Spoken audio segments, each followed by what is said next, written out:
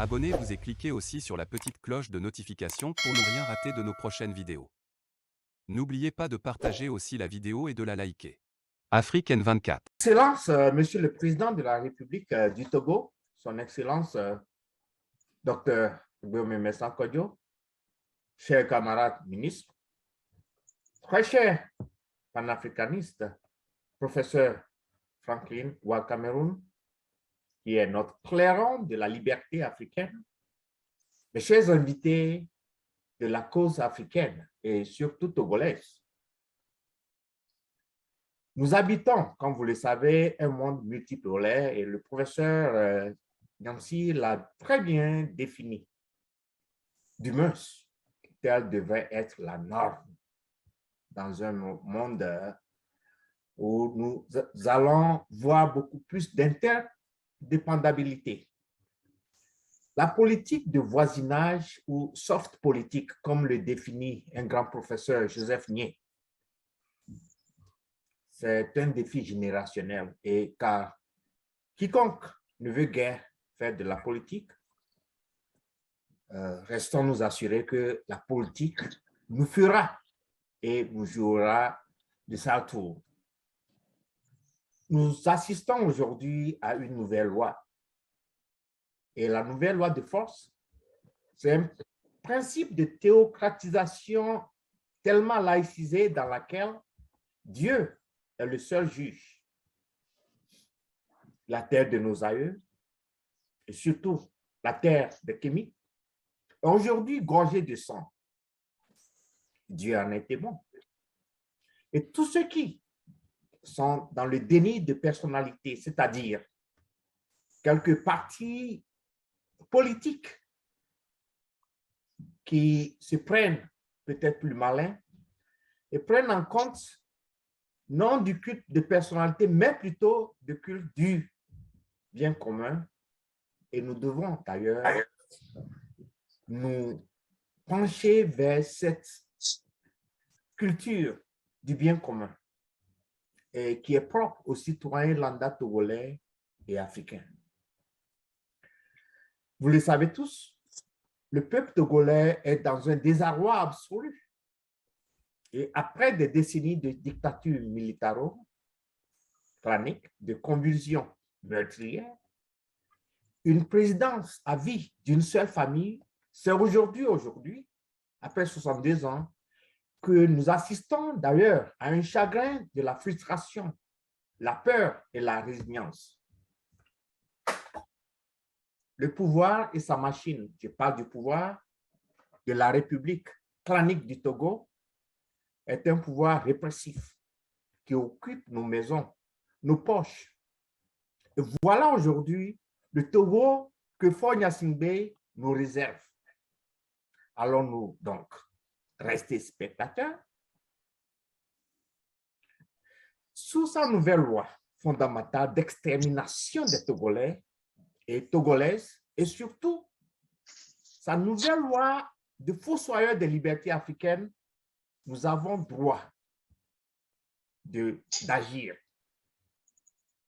au nom de tous nos pères fondateurs de l'indépendance, de la liberté africaine et qui certainement sont au-delà de l'au-delà aujourd'hui.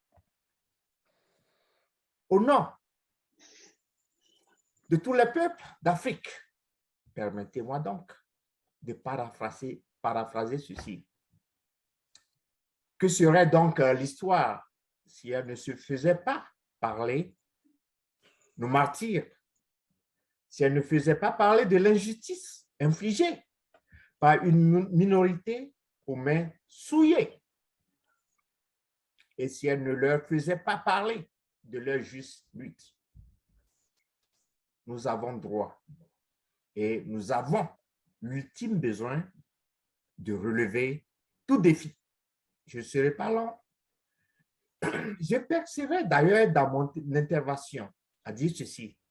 Toutes les peines et angoisses dont le peuple togolais a été sujet aujourd'hui semblent être peut-être un manquement de notre part. Et comme vous le savez, et je suis d'accord avec tous les intervenants qui venaient de parler avant moi, notre lutte inachevée, je l'adopte, je la défends et je la proclame. Car par la raison qui l'a fait combattre, j'ai droit à être libre, j'ai droit aussi à rêver. L'indépendance, c'est la pure liberté dans l'interdépendance, comme vient de le dire notre grand professeur Nyamsi. Camarades, vos efforts ne seront point vains. Le peuple togolais a choisi un candidat qui pourra désormais venir à bout des problèmes. Nous devons donc reconquérir, et je le dis bien, reconquérir chaque région du Togo, chaque hameau, chaque village, et nous avons droit à oser. C'est la gestion de la cité, la question de politique. Chacun aujourd'hui doit être un acteur et je nous invite à l'être aussitôt possible d'ailleurs. Des fois, je me dis, qu'ai-je donc fait de si coupable? J'ai désiré que mes vœux soient réalisés et que je puisse un jour rentrer au pays librement. Et chaque fils du Togo, de l'Afrique, aurait bien souhaité que leurs vœux les plus nobles, d'ailleurs, soient aussi réalisés. Du Cameroun en passant par la Côte d'Ivoire, le Burkina et partout, nous avons presque les mêmes problèmes. Malheur donc aux ordres privilégiés. Est-ce la grandeur de l'homme? C'est quoi? Je me demande souvent. C'est là plutôt être l'homme du peuple que celui d'être noble, car les privilèges finiront, mais, notons bien, mais le peuple est éternel. Ça peut durer, mais nous y serons. À toute la jeunesse togolaise et surtout à nos frères qui sont parmi nous aujourd'hui, à tous les compatriotes africains présents ce soir, nous avons tous le droit de rêver. Et nos martyrs, nous devons leur rendre compte. Nos martyrs sont éternels, car les morts ne sont jamais morts, comme le dirait un grand écrivain africain, Birago Diop. Que serait l'histoire si elle ne se faisait pas parler? Elle ne faisait pas parler les ancêtres qui ont contribué à l'indépendance. Et si elle ne leur faisait pas parler leurs souhaits, quand les événements sont le produit des paroles, quand les choses se sont faites avec de la finesse, il faut bien extraire l'humilité. C'est là l'essence de notre existence sur Terre. L'humilité dans la persévérance doit nous dominer. Et c'est ce que le président démocratiquement élu du Togo possède. Tout notre parcours, votre parcours et l'histoire sur la Terre avait pour vocation de donner l'occasion de développer notre génie, car notre âme doit rêver. Et notre âme se perd aujourd'hui autant par les peines que subit le peuple togolais et le peuple africain en général. Nous vous promettons, y compris camarades ici présents, monsieur le professeur Nyamsi, nous devons tous promettre aujourd'hui à nos compatriotes africains d'achever la lutte. Nous avons besoin de notre indépendance et cette indépendance, à travers cette interdépendance, nous tisserons des partenaires de choix.